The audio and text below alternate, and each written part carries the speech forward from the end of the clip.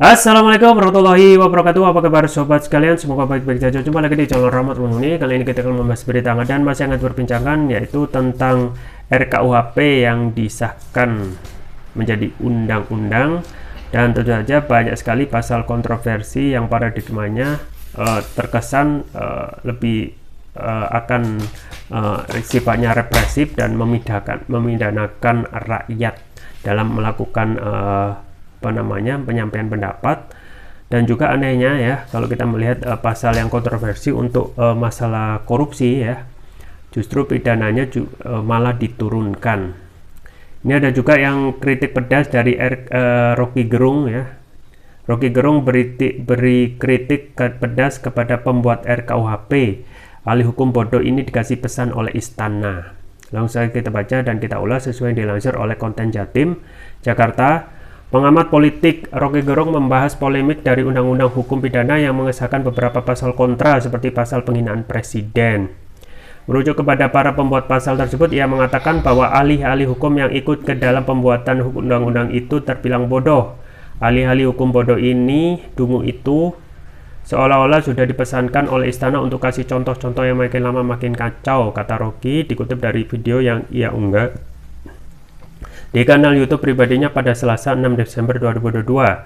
Rocky pun sempat menyinggung contoh pasal penghinaan yang ia baca sebelumnya, yakni tentang presiden yang disamakan dengan hewan. Saya baca tadi dikasih contoh, kalau mengatakan presiden ingkar janji maka itu adalah kritik. Kalau mengatakan presiden sebagai kerbau maka itu menghina, ujarnya. Akademi dan intelektual publik itu juga memberikan tanggapan tentang contoh yang diberikan.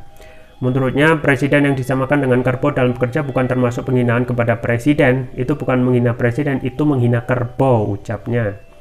Pembuatan pasal-pasal yang menuai polemik itu membuat Rocky meyakini bahwa negeri ini tengah diatur oleh orang-orang yang ingin bekerja sesukanya tanpa mengerti atau memahami titik permasalahannya. Seolah-olah negeri ini mau diatur sesuka-suka orang yang nggak paham, tuturnya. Ya itu ya sobat sekalian. Dan juga pasal kontroversi ada banyak disampaikan dalam cnnindonesia.com ya, pasal-pasal kontroversi yang itu kalau kita membaca ya banyak sekali ya yang tambah bermasalah dan dikeluhkan oleh publik tentang bagaimana penyampaian pendapat itu sekarang seperti direpresif ya. Dan paradigmanya yang mengemuka justru kebanyakan pasal-pasal yang ada itu justru sifatnya melakukan pengerdilan ataupun pemidanaan ya, menjerat ya. Jadi kalau kita melihat fungsi dari pemerintah yang seharusnya ya harus kita kembalikan kepada tujuan negara ini adalah melindungi segenap bangsa dan seluruh tumpah darah Indonesia gitu ya. Sesuai pembukaan kan gitu, melindungi segenap bangsa dan seluruh tumpah darah, memajukan kesejahteraan umum, memajukan mencerdaskan kehidupan pada dan ikut melaksanakan ketertiban dunia berdasarkan kemerdekaan, perdamaian abadi dan keadilan sosial ya. Jadi melindungi segenap bangsa ini tidak nampak dalam semangat atau paradigma yang yang ada dalam RKUHP. Justru yang ada itu adalah bagaimana rakyat itu sekarang lebih direpresi ya untuk melakukan kritik kepada penguasa, pun juga untuk pasal penghinaan kepada presiden yang juga sangat dibatasi ya, sangat rawan untuk dijadikan ya pasal antara kritik dan juga menghina itu beda-beda tipis kalau disandarkan pada pasal penghinaan presiden. Jadi sobat sekalian ya, satu hal yang sangat kita sesalkan adalah makin kesini ya, makin pemerintahan ini akan segera berakhir, justru tidak menampakkan gelagat yang baik dalam hal untuk melaksanakan tugasnya ya pokok, yaitu melindungi segenap bangsa dan seluruh tumpah darah Indonesia.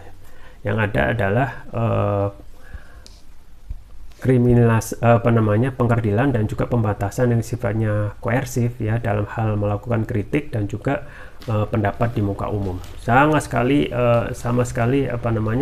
sangat represif bagi orang yang melakukan kritik ya. Itu bisa bengkokkan sedikit menjadi penghinaan.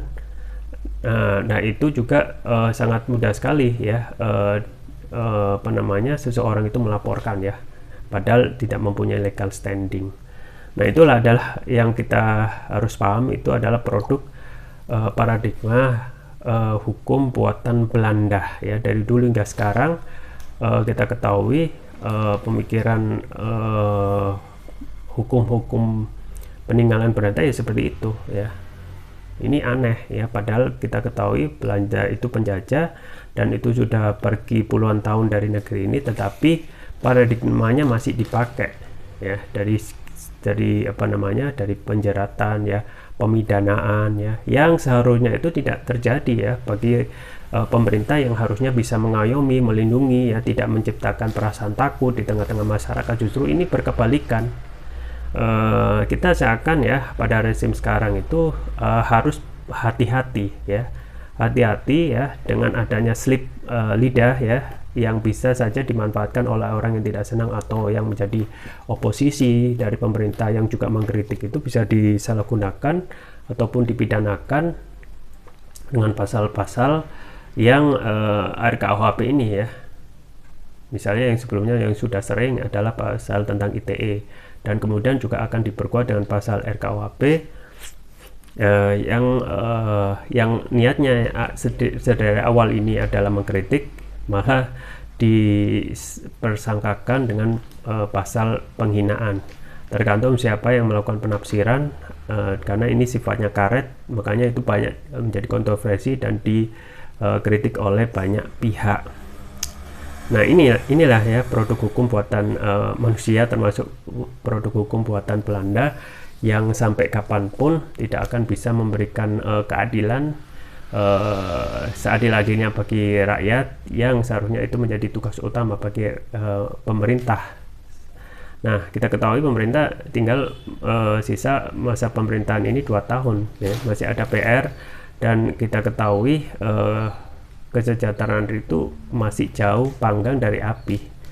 Tetapi yang ada sekarang, justru ketika pemerintah akan selesai, rezim ini akan selesai, justru mengeluarkan kebijakan-kebijakan, termasuk dalam hal ini undang-undang yang juga merupakan disahkan oleh DPR, yang seharusnya adalah wakil rakyat yang harus mengerti kepentingan rakyat, keinginan rakyat, malah mengeluarkan pasal-pasal yang kontroversi ya, dari hak dasar rakyat untuk mengkritik ya, hak dasar rakyat untuk memenuhi kebutuhan dasar maupun pangan sandang papan.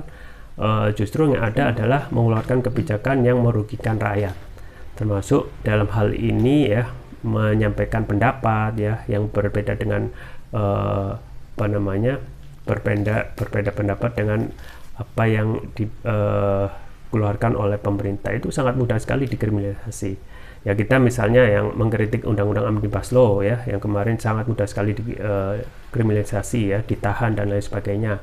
Kemudian kriminalisasi kepada ulama juga sangat masif ya, kepada Habib Rizik, kemudian Habib Bahar ya. Habib Rizik kita ketahui hanya mengatakan saya sehat, itu tuntut 6 tahun, divonis 4 tahun, kemudian dikorting jadi 2 tahun, dan sekarang menjalankan masa pembebasan bersyarat.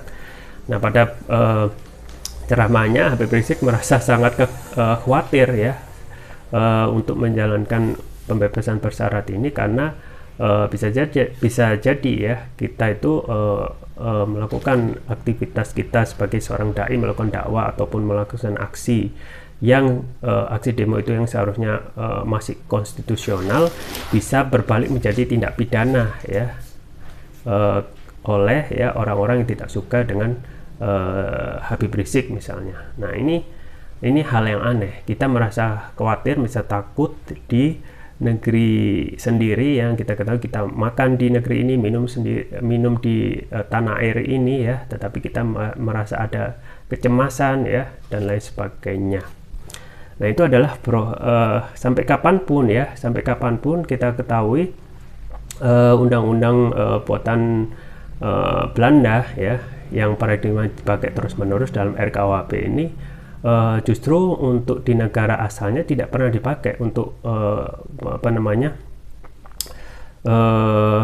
kriminalisasi terhadap penyampaian pendapat ataupun kritik kepada pemerintah. Nah, satu hal yang menjadi tugas pemerintah adalah menjalankan tugasnya mensejahterakan rakyat. Tugas rakyat adalah menagih janji itu ya, kalau tidak benar ya dikritik ya. Nah, kalau tidak mau kritik dalam hal ini pemerintah ya harus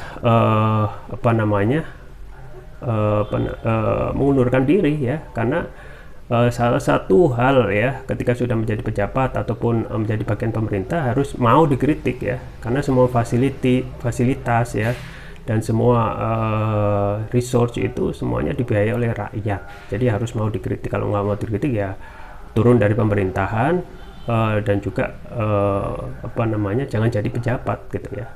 Nah, ini justru ketika sudah mendapatkan fasilitas kekuasaan ya, tidak malah memberikan pengayoman ya, ketentraman, justru ada banyak ancaman ya yang dikeluarkan oleh undang-undang RKUHP ini. Justru undang-undang ini ya yang juga yang kita sangat miris adalah juga tidak adanya ya sikap kritis dari DPR ya untuk melihat pasal-pasal kontroversi yang justru merugikan rakyat. Nah, ini tidak akan pernah usai ya kalau kita terus-menerus memakai undang-undang buatan Belanda, suka atau tidak suka. Satu hal yang bisa memberikan keadilan tentu saja kita harus jujur ya, sebenarnya sudah ada solusinya di depan mata, yaitu memakai hukum Islam ya, suka atau tidak suka.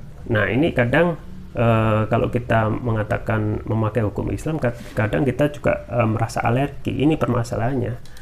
Padahal salah satu hukum yang benar-benar adil ya cuma adil itu dalam Islam ya. Itu juga yang disampaikan oleh Rocky Gerung ya, bahwasanya tidak mendapatkan keadilan kecuali dalam hukum Islam. Nah, memang ya kalau kita jujur ya, banyak sekali keadilan itu yang tidak bisa kita dapatkan pada sistem manapun ya, bahkan sistem sekarang, bahkan sistem yang dianut oleh mayoritas negara di dunia ya, sistem sekuler ya, demokrasi dan lain sebagainya. Nah, hanya dalam Islam ini ya, kalau kita melihat merunut kepada contoh-contoh sebelumnya, para pemimpin ya, misalnya para khalifah, khulafaur rasyidin misalnya, itu benar-benar menerapkan hukum itu secara adil. Misalnya, bisakah dalam hukum sekarang itu ya memberikan equality before the law? Bisakah pemimpin itu bisa diadili juga jika melakukan kesalahan? Jawabannya tidak.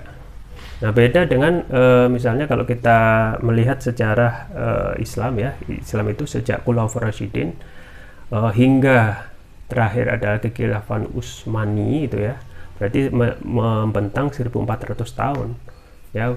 Keadilan itu diterapkan dengan seadil-adilnya ya. Contoh misalnya pada saat kasus baju besi Ali ya, Khalifah Ali itu, Ali mendapatkan baju besinya hilang, ternyata didapat ada di orang Yahudi. Nah, ketika dituduh ya tidak mau Yahudi, akhirnya diproses di pengadilan. Jadi Khalifah Ali ya diproses juga di pengadilan karena tidak mempunyai bukti. Akhirnya orang Yahudi itu dimenangkan, dan akhirnya Yahudi ini kaget dengan adanya keadilan yang didapatkannya, dan akhirnya mengakui bahwasanya sebenarnya baju besi itu adalah milik Ali dan dikembalikan, dan akhirnya orang Yahudi itu masuk Islam ya. Tidak ada yang bisa memberikan keadilan seperti ini ya. Pun juga pada masa Khalifah Umar misalnya ya, seorang Yahudi yang akan digusur tanahnya untuk pembangunan masjid, oleh perluasan bangunan masjid, akhirnya mengadu kepada Khalifah Umar. Khalifah Umar langsung mencari tulang ya, kemudian menggariskan tulang itu dengan pedang, dan disuruh orang Yahudi itu untuk menyerahkan kepada penguasa di wilayah tersebut. Penguasa itu membaca, langsung melihat membatalkan penggusuran itu, dan tidak jadi melakukan penggusuran. Bertanya orang Yahudi itu, apa yang tersurat dari tulang yang digaris dengan pedang secara lurus? Artinya Umar ya seakan itu mengatakan kalau tidak mau memberikan keadilan ya, biar aku luruskan dengan pedang. Artinya seperti itu ya. Yahudi itu akhirnya melihat keadilan ya yang luar biasa, dan akhirnya masuk Islam. Jadi gitu ya, pengadilan pun juga dicontohkan oleh Nabi ya, pada saat apa namanya, ada seorang Bani Maksum ya, namanya Fatimah, tapi ini bukan anaknya Nabi tetapi Fatimah yang lain, itu mencuri ya. Dan kebiasaan orang mencuri itu kalau mempunyai kedudukan itu tidak dihukum ya. Kebetulan Fatimah ini mencuri dan tidak ingin dihukum, dan akhirnya ya para sahabat melego dan mengajukan untuk lobby ya, yaitu Usama bin Zaid, untuk melobi kepada Nabi ya. Ya Nabi ya, ada seorang yang mempunyai kedudukan mencuri, bolehkah tidak dihukum ya? Nabi akhirnya diam saja dan naik ke mimbar mengatakan, ada berita yang sudah sampai kepada saya bahwasanya orang yang mempunyai kedudukan ya tidak mau dihukum ya. Ketahuilah, jangankan Fatimah ini, Fatimah binti Muhammad kalau melakukan pencurian akan potong tangannya. Coba, ini contoh yang tegas ya kepada bahwasanya keadilan itu hanya bisa terjadi dari dalam sistem Islam ya. Jadi makanya suka atau tidak suka ya, kadang kita mengeluhkan ya, solusi apa karena hukum kita tidak pernah bisa benar ya, karena sebenarnya solusi ada di depan mata kita, yaitu memakai Islam ya.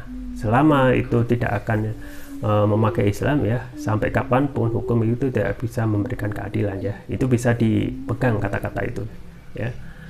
Dan juga kita itu tidak akan pernah maju. Kenapa ya? Karena kita jauh dari Islam ya. Kenapa dulu itu Islam bisa membentang 1400 tahun? Karena memakai Islam, memakai Al-Quran dan As-Sunnah. Kenapa sekarang jumlah umat Islam itu miliaran tetapi tidak berdaya? Ya karena kita sudah menjauhi Islam, menjauhi Al-Quran gitu ya. Simple as that ya.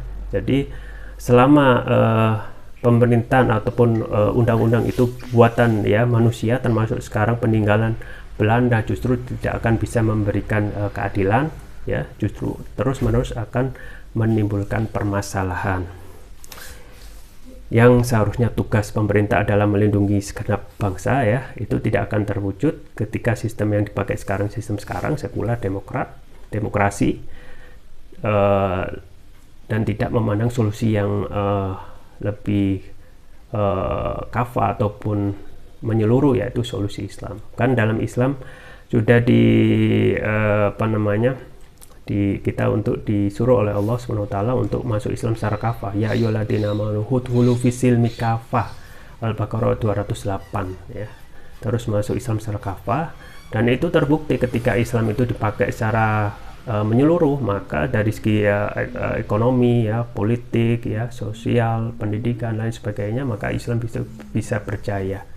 Dan ingat ya, penemu misalnya kejayaan teknologi itu sebenarnya bukan berasal dari barat. Itu pada saat kekhalifan Abbasi ya, ilmu pengetahuan itu merajai di saat Eropa pada sisi yang lain itu masih menjalankan ya, ataupun mengalami yang namanya Dark Ages ya, zaman kegelapan yang kebuntuan dalam hal berpikir.